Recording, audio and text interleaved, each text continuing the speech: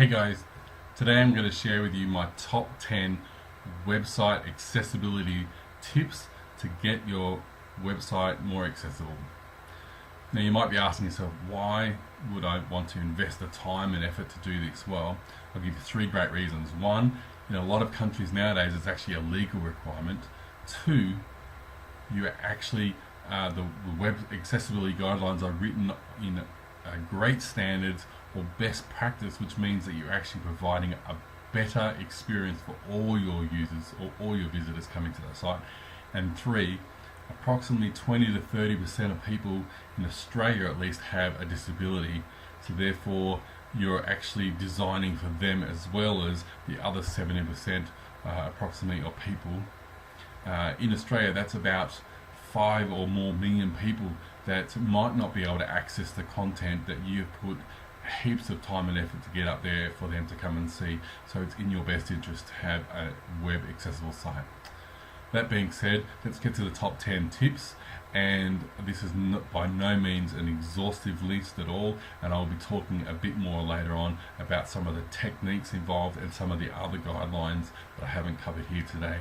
Okay, tip number one is make sure that you provide alternate content for things on your page, in particular images, because that means that everyone will be able to see it, particularly people using a screen reader and people with visual disabilities.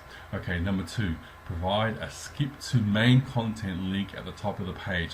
Now don't worry, this can be hidden so that only keyboard users can see it, and when they tab over it, if you don't want to have it there, but it is actually a good idea to make it more visible anyway. But this allows a user to skip straight to the body of your content and skip over menu items and things like that if they don't need to see it. I'll cover that a bit more later in another video. Number three, make sure that your website can be navigated by a keyboard as well as a mouse. This is very important. We often think about a typical user being a mouse user, but a lot of people use just a keyboard as well, or a combination of both. Okay.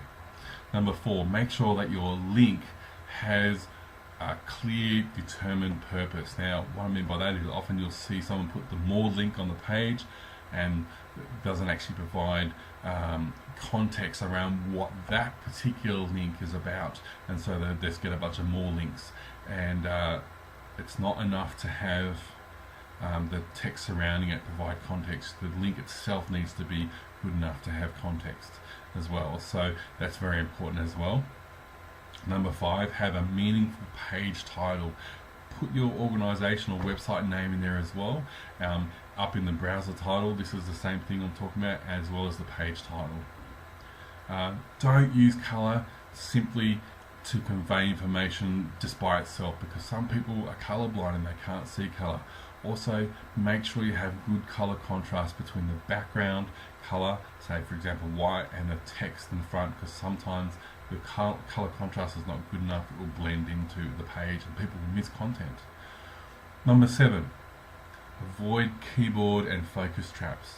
Something that zooms off and happen when an element gets focused and the person has no idea what's going on, particularly so some people that is a big problem, and keyboard traps where they can't go any further on the page because the cursor with the keyboard just gets stuck in that one place, and it's a real hassle. Okay, number eight. Nowadays we use cascading style sheets to design pages. We don't really need to be using tables. If you can possibly avoid using tables, try using cascading style sheets. There's a lot of great techniques and tutorials out there how to use it, and just use tables for what they were originally designed for, which is to display data.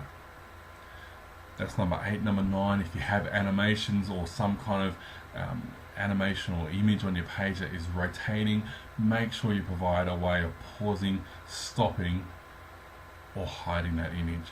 Very important, and it's another I'm going to cover in a later video.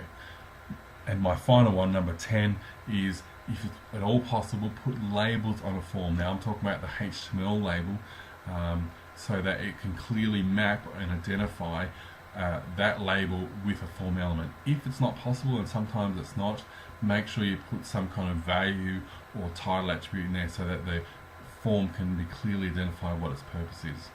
Okay, well, if you follow these tips, I know you'll be a great start to getting your site more accessible. There's a lot of great tutorials and information out there if you want to find out some more information, or come back and visit this channel soon. And please leave a comment down below. I'm interested to hear what you say. Thanks for listening. Bye.